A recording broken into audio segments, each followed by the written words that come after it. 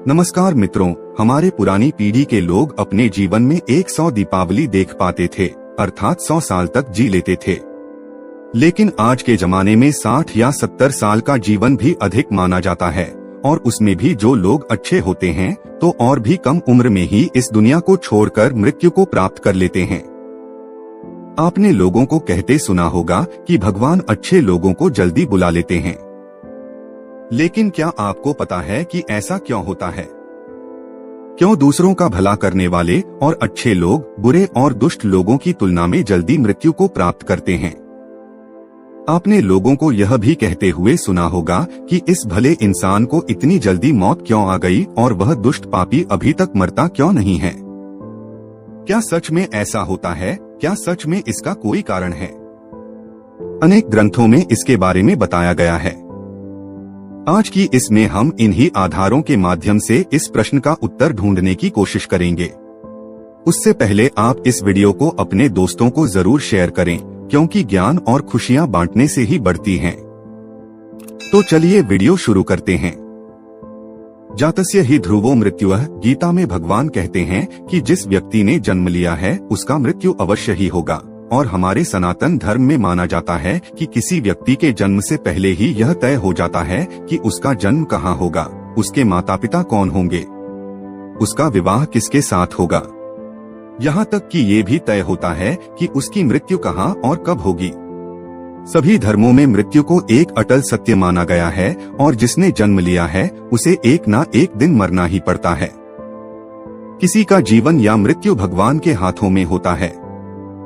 आपने सुना होगा कि जितनी चाबी भरी राम ने उतना चले खिलौना। हम वो खिलौना हैं जिसकी चाबी भगवान के हाथों में होती है, और सभी चीज उनकी इच्छा से ही होती है।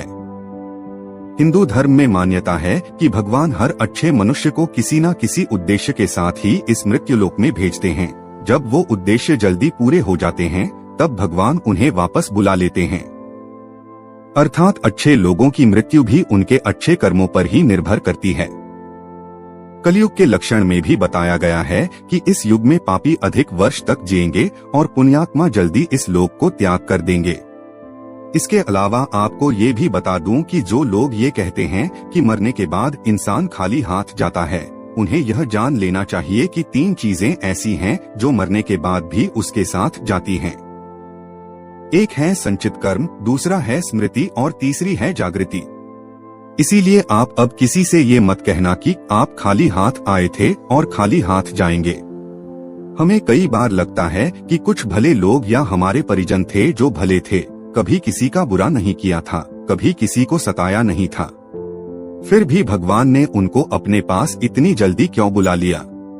उन्हें तो अच्छे कामों के बदले में ज्यादा जीना चाहिए था, तो भगवान ने ऐसा क्यों किया? तो आइए इस बात को समझते हैं। आपने कई प्राचीन कथाओं में सुना होगा कि जब कोई ऋषि मुनि या भगवान किसी अप्सरा या देवता पर क्रोधित होते थे तो उसे सजा के तौर पर पृथ्वीलोक यानी मृत्यु लोक में जन्म लेने का श्राप देते थे। ये मृत्यु लोक दूसरे लोगों की तुलना में ऐसी भयानक और दुखदायक जगह है जहाँ सजा के तौर पर देवताओं और अप्सराओं को भेजा जाता था, और सजा मिलने पर वो देवता और अप्सरा गिड़गिड़ाते थे कि हे प्रभु, हमसे गलती हो गई, हमें माफ करें और हमारी सजा कम करें। यह मृत्यु लोक समस्त ब्रह्मांड में ना तो अच्छी जगह है और ना ही बुरी जगह है। आप इसे कर्मभूमि भी कह सकते हैं, और कर्मों के हिसाब से ही आपकी आगे की यात्रा तय होती है। जब हम जन्म लेकर यहाँ आते हैं तो हमें इस मृत्युलोक की माया जाल और मोह माया घेर लेती है, और हमें यह मृत्युलोक अच्छा लगने लगता है। हमें इस मृत्युलोक और यहाँ रहने वाले लोगों से मोह हो जाता है। हम इस मृत्युलोक को छोड़कर नहीं जाना चाहते हैं, और हमारा कोई साथी इस लोक को छोड़कर चला जाता है तो भी हमें दुख होता है।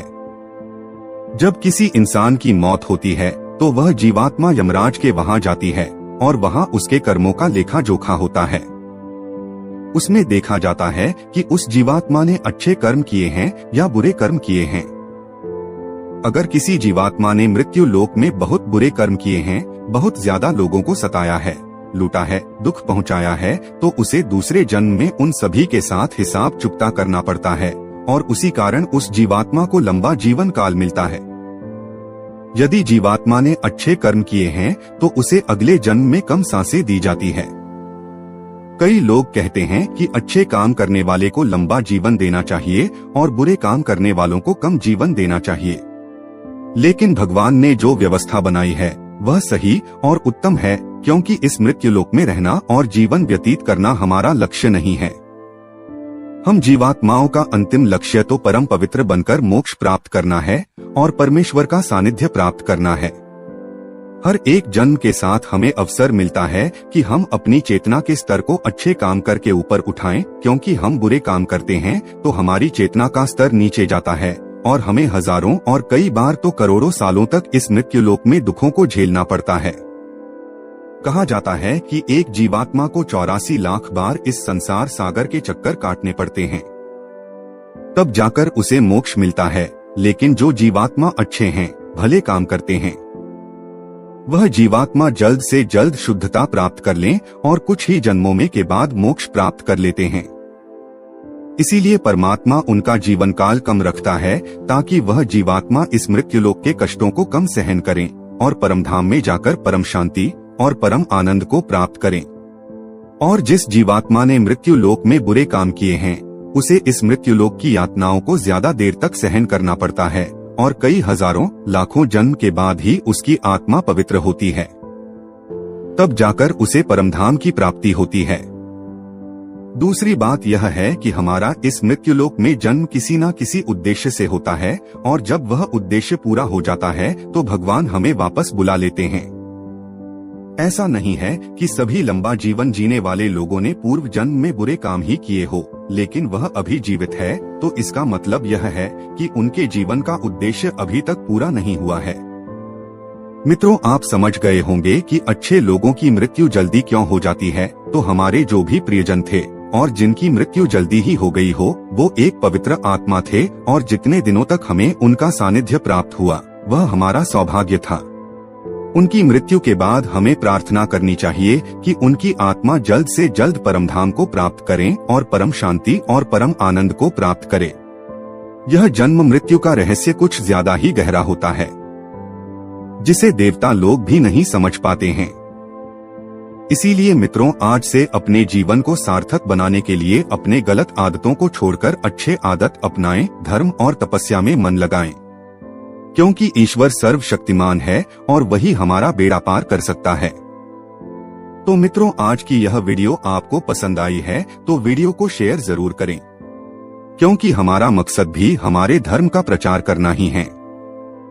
इसलिए 5 लोगों तक यह वीडियो जरूर पहुंचाएं। मिलते हैं अगले वीडियो में, तब तक के लिए नमस्कार।